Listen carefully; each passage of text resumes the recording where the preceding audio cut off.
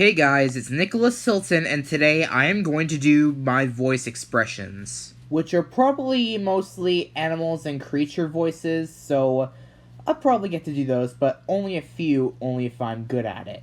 So let's try it.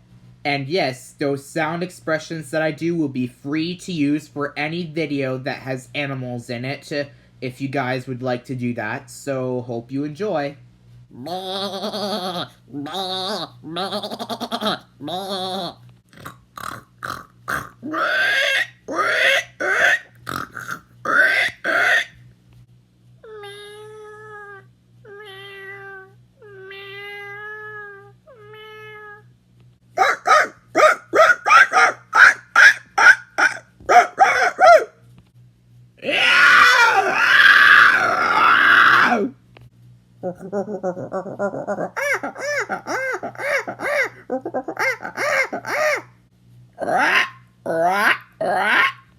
And that's pretty much all I can do with those voices, and they're the only ones I can do for the voices. I try my best to do it well, so I guess I hope you enjoy.